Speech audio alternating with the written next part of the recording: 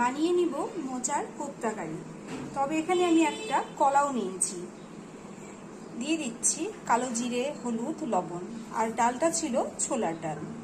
Add করছি সামান্য চিনি। বেশ ভালো করে মেখে নিব মোচা, ডাল, কলা। ডুমো ডুমো করা কয়েক টুকরো আলু আমি ভেজে নিলাম। আলুগুলো আমি কোপ্তা কারিতে ব্যবহার করব। আমরা তো বাঙালি, আর বাঙালিদের আলু পাতে না পড়লে আবার ভালো লাগে না।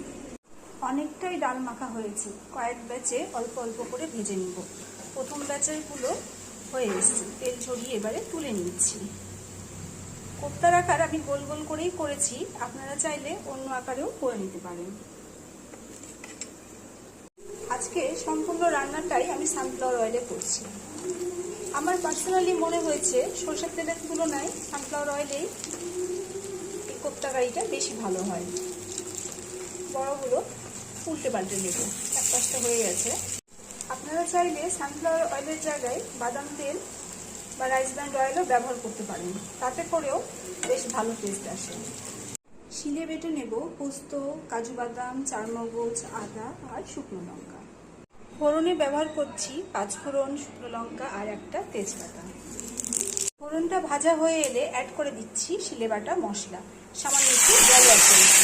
এবারে অ্যাড করে দিব হলুদ গুঁড়ো, কাশ্মীরি লঙ্কা গুঁড়ো, জিরে গুঁড়ো, চিনি, কাসুরি মেথি আর স্বাদ অনুযায়ী লবণ। অ্যাড করে দিচ্ছি স্লাইস টমেটো সস। ভেজে নেওয়া আলুগুলো দিয়ে এবার মশলার সাথে বেশ করে কষবো। মশলাটা ভালো মতো কষা হয়ে এসেছে আর সুন্দর তেল ছাড়তেও শুরু করেছে। এবারে অ্যাড করে দিব এই যে ডালের বড়া করে নিয়েছিলাম, সেই বাটিতে জল অ্যাড করেছি, সেটাই দিয়ে দিচ্ছি।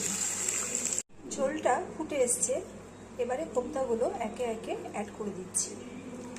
এখানে আমি ঝোলের জলটা অনেকটাই দিয়েছি, আমি ঝোলটা একটু পাতলা করব বলেই বেশি দিয়েছি। আপনারা যদি গাঢ় করতে চান এতটা দেবেন না। ঝোলটা নামাবার পূর্বে অ্যাড করে দিচ্ছি 1 টিস্পুন ঘি আর 1/2 টিস্পুন গুঁড়ো গরম মশলা। মিশিয়ে নিব হালকা হাতে একবার। গ্যাসের ফ্লেমটা বন্ধ করে নামিয়ে নিলাম আর পরিবেশন করব গরম গরম ভাতের সাথে। আজ এ পর্যন্তই। বাই সবাইকে। সুস্থ থাকবেন, ভালো থাকবেন। দেখা হবে আর একটা নতুন ভিডিও।